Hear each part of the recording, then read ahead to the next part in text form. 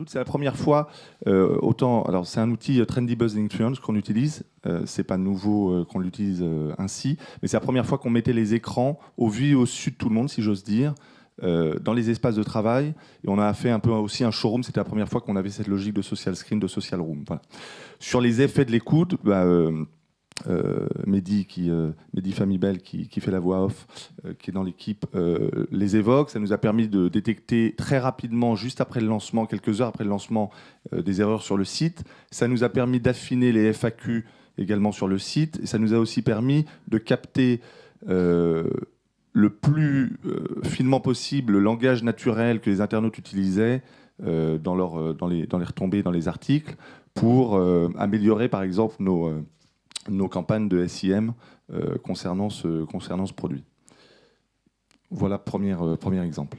Donc là, c'est intéressant parce que vous passez effectivement du listening qui était déjà mis en place, déployé chez pas mal d'entités chez Orange, avec vraiment un côté un peu temps réel et réaction en temps réel. C'est pas le tout d'écouter ou de savoir que finalement il y a des critiques des fois ou des compliments ou qu'effectivement il y a un souci sur tel ou tel dispositif. C'est vraiment d'avoir les équipes qui surveillent un peu comme le lait sur le feu et qui ont une capacité à vraiment prendre des décisions ou à réagir derrière, quoi. Alors ça, on le fait en fil rouge. Et puis pour des lancements comme ça, pour des événements, ça peut être un lancement de produit, ça peut être un événement particulier, on met en place une logique un peu war room, pour prendre un peu des termes parfois un peu tarte à la crème, mais enfin là qui sont très concrètement, qui impliquent une organisation particulière pendant quelques jours. Là, on a laissé ces écrans pendant 2 semaines et demie à peu près. Voilà. Et on envisage à moyen terme d'installer une social room pérenne dans laquelle seront rassemblés une bonne partie des équipes social média d'Orange France. Bon alors, ça c'est top, mais du coup, la nuit, il se passe quoi? Ils rentrent chez eux quand même, les gens chez Orange, ou ils doivent rester devant leurs écrans pour monitorer ce qui se dit le soir et le week-end? La plupart rentrent chez eux. Et puis, on a des partenaires. Alors, je suis ravi que Jérémy soit là parce qu'on travaille depuis 3-4 ans maintenant ensemble. Et sur les HNO, sur les heures non ouvrées, le soir, le week-end, un partenaire comme Netino peut prendre leur lait et gérer les urgences. On va pas aller autant que le community manager, mais on va dire qu'on va pouvoir répondre aux questions fréquemment posées, on va pouvoir intervenir et pouvoir solliciter, éventuellement appeler s'il le faut, s'il y a une vraie urgence le week-end. Et on inverse un peu la problématique qui est de dire le lundi matin, si Orange n'a pas eu de coup de fil le week-end, c'est que tout s'est a priori bien passé. Ça permet d'être à peu près serein.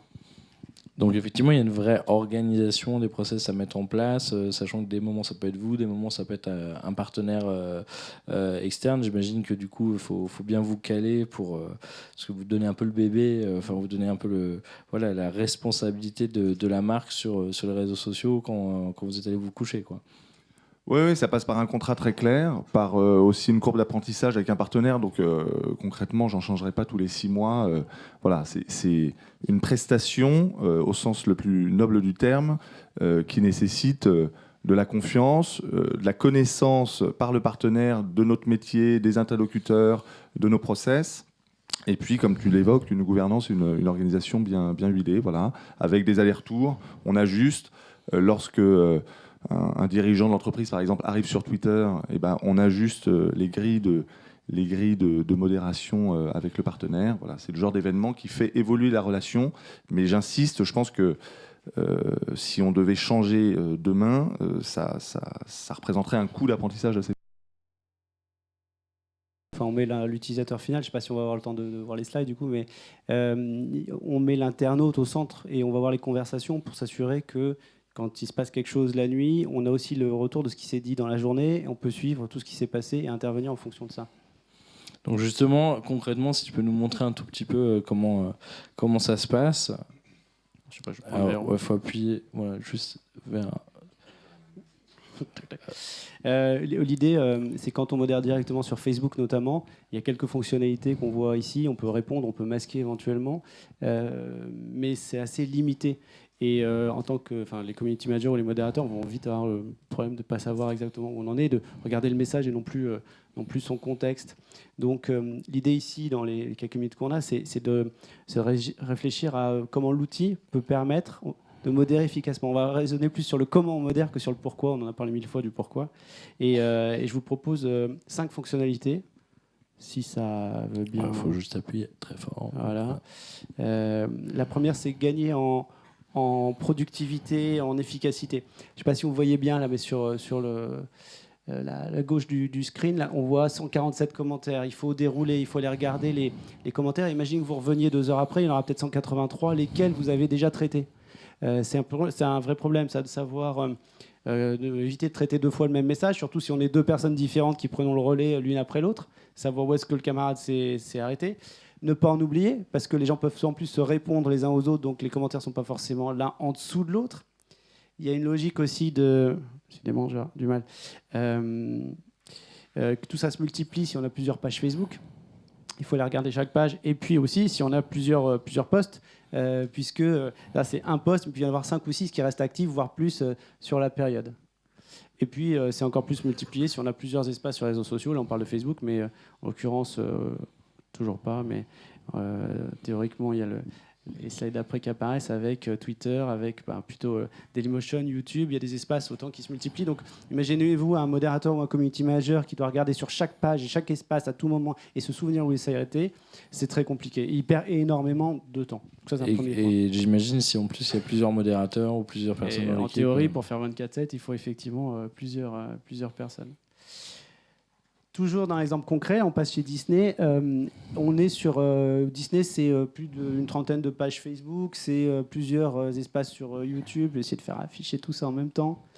Et dans l'exemple ci-contre, en fait, le modérateur lui voit 5 messages qui sont sur un même écran, qui viennent de 3 pages différentes. Il y a Star Wars, il y a Disney Channel, il y a Disney, la page institutionnelle. Et en fait, il risque pas d'en oublier un, puisqu'on lui ramène tout sur le même écran. C'est quand même un certain confort. Et le problème, c'est qu'on risque d'éviter de répondre à un individu si on rate un message dans les 30 pages sur les X posts qu'il peut y avoir. C'est un autre exemple concret. Deuxième point de fonctionnalité, c'est la qualification. Là, on revient chez Orange. C'est qu'un individu, je ne vais pas vous laisser lire ça, mais qui se plaint en gros. Il raconte sa vie, il dit qu'il a été appelé par le service client ou qu'il les a appelés et qu'il n'a pas eu ses réponses. Donc, grosso modo, quand on est là, le modérateur, lui, il passe sur un mode fonctionnel où il faut qu'il comprenne qu'est-ce que cet individu a dit dans le passé sur ces pages-là pour pouvoir ne pas répondre au hasard. On ne va pas le renvoyer la xème fois vers un service client alors qu'il l'a déjà, il se plaint qu'il l'a eu au téléphone. Donc ça passe par différentes fonctionnalités qui permettent notamment de qualifier pour les stats in fine, mais aussi d'aller voir tout l'historique. Je vais peut-être zapper directement là-dessus. Tout l'historique, c'est pas joli, hein, je vous préviens, voilà. Mais ça, ça montre que le garçon en question, ça fait depuis juin qu'il écrit, et on a tout ce qu'il a dit sur la page en question, voire sur les autres pages, si c'est le même pseudo a priori, et on va pouvoir du coup adapter un peu plus notre réponse. Donc c'est quand même important, parce que savoir si c'est plein d'une chose il y a 15 jours, on va pas lui répondre la même chose qu'il y a 15 jours, c'est le meilleur moyen de l'énerver. Bon, ça, si on est directement sur Facebook, c'est impossible, on n'a pas cette mémoire-là. Troisième fonctionnalité, c'est semi-industrialiser la réponse. Alors, industrialiser, c'est un terme, en général, ça fait peur, c'est sale, hein, on disait tout à l'heure. On aime bien l'artisanat en France. Bon, il faut quand même, à un moment, pouvoir répondre de façon propre et efficace. Et là, on est sur un exemple Yves Rocher avec une publication de septembre. Et un mois après, il y a une internaute, visiblement assez colérique, qui commence à dire hey, les filles, vous savez, Yves Rocher, ils font tout produire en Chine, il y a des tests sur les animaux. Bon, il est 20h, 21h.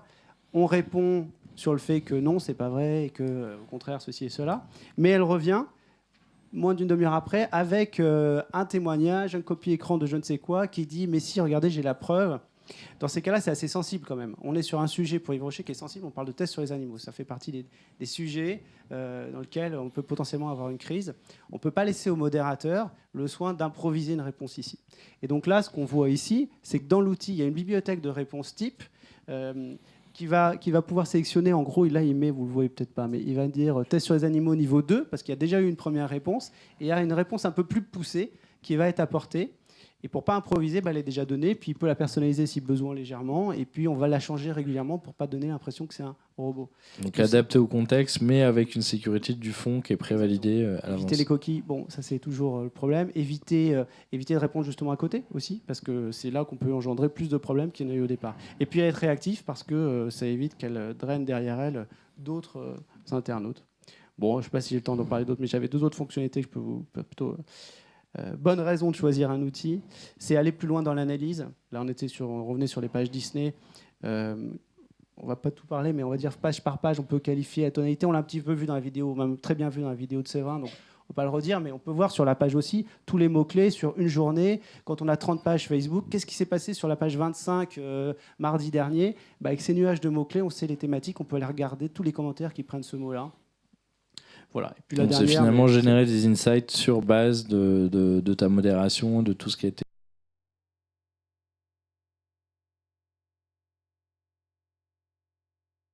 On l'a vu dans ta slide à toi, c'était peut-être la numéro 7, là, Joe le plombier, là. Ouais. Ça fait un outil de plus, et c'est ça qui est compliqué. Et l'avenir, c'est pas forcément tant, de mon point de vue, si je peux me permettre le débat, qu'un outil fasse tout, mais plutôt qu'on apprenne à se coordonner. Et il y a d'excellents outils, on parlait de l'influence, on parlait d'out suite, qui sont d'excellents outils. Notre vision à nous, c'est plutôt d'apprendre à s'interfacer avec l'influence, avec Outsuite, c'est ce qui se passe actuellement, pour qu'un utilisateur, un client final qui est l'un et l'autre, le troisième éventuellement, puisse avoir tout sur que lui qui aille chercher sur trois consoles différentes. Bon, merci beaucoup. C'était très clair. Peut-être juste un conseil, Séverin, pour les marques qui veulent justement elles aussi y aller. Une erreur à éviter peut-être dans tout ce que vous avez appris chez Orange. Une erreur à éviter, c'est dur ce que tu me demandes là. Parfois, répondre trop vite peut être une erreur. Voilà. Donc, savoir se taire, des fois, c'est ça savoir, ouais. Faut pas tout dire, mais tout ce qui est. Pour la bonne personne. Bon, merci beaucoup. C'était très clair. De toute façon, on vous recroise à la pause.